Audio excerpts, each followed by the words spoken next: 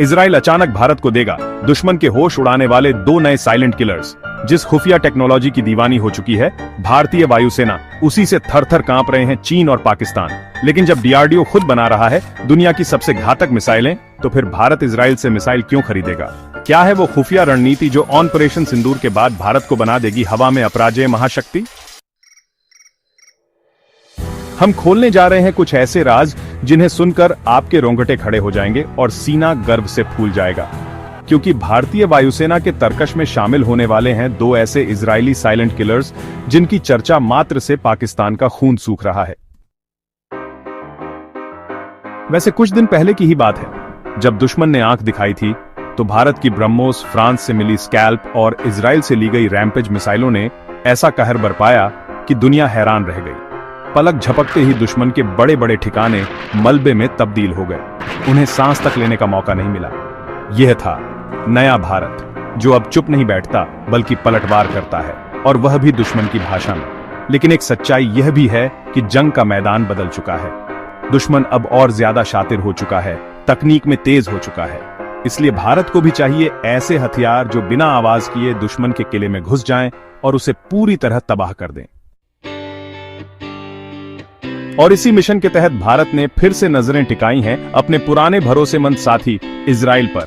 वही इजराइल जिसकी रक्षा तकनीक की पूरी दुनिया कायल है। दोस्तों, जब बात आती है आधुनिक हथियारों की, तो इजराइल जैसे छोटे देश का नाम दुनिया के सबसे ताकतवर देशों के साथ लिया जाता है। उसकी मिसाइलें, उसके ड्रोन, उसकी रडार तकनीक, सब कुछ बेहद उन्नत, बेहद खतरनाक। इसी तकनीकी दोस्ती की वजह से भारत और इजराइल के बीच दशकों पुराना मजबूत सैन्य रिश्ता है। और इस बार भारत के बेड़े में शामिल होने वाली हैं 2 नई इजरायली मिसाइलें, विंड डेमन और आइस ब्रेकर।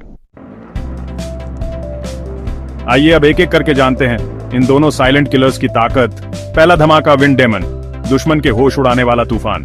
नाम ही काफी है, Wind Demon. Israel Aerospace Industries की यह मिसाइल हवा से जमीन पर सटीक हमला करती है।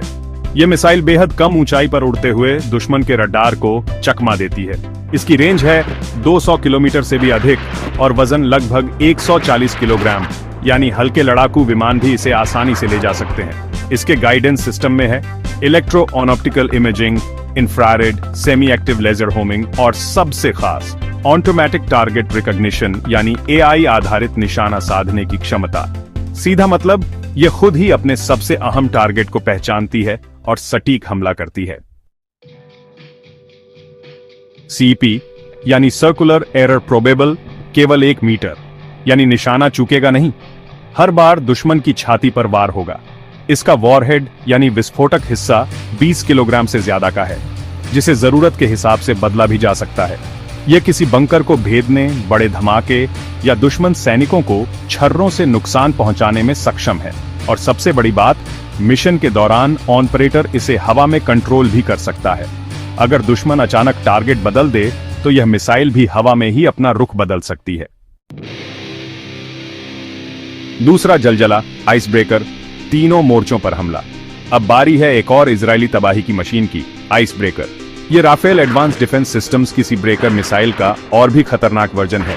इसकी रेंज है 300 किलोमीटर से भी ज्यादा, यानी चाहे समंदर हो, जमीन हो या हवा, दुश्मन को कहीं भी नहीं बख्शेगी। आइस ब्रेकर को दागा जा सकता है फाइटर जेट से, जमीनी मोबाइल लॉन्चर से और हमारे युद्धपोतों से भी। इसके अंदर है मल्टी इफेक्ट वॉरहेड, वजन 105 किलोग्राम और इसमें मौजूद है जीपीएस इलेक्ट्रो ऑप्टिकल सीकर और आर्टिफिशियल इंटेलिजेंस आधारित ATR सिस्टम, जो दुश्मन के जाल में भी इसे टारगेट पर टिके रहने में मदद करता है। यह किसी भी इलेक्ट्रॉनिक जैमिंग यानी दुश्मन के EM वॉरफेयर को नाकाम कर सकती है। दुश्मन जगह बदल रहा हो, चलायमान हो या छिपा हुआ, यह मिसाइल उसका पीछा नहीं छोड़ती। Multi sensor fusion, AI target selection और मल्टी प्लेटफॉर्म लॉन्चिंग इसे बनाते हैं एक पूर्ण गेम चेंजर। तो फिर सवाल उठता है, जब भारत के पास ब्रह्मोस है तो इनकी जरूरत क्यों? दोस्तों, यह कोई मजबूरी नहीं बल्कि एक रणनीतिक समझदारी है। ब्रह्मोस है सुपरसोनिक, पर इन मिसाइलों का फायदा है स्टैंड ऑन स्ट्राइक कैपेबिलिटी, यानी विमान सीमा में रहे और हमला अंदर तक हो।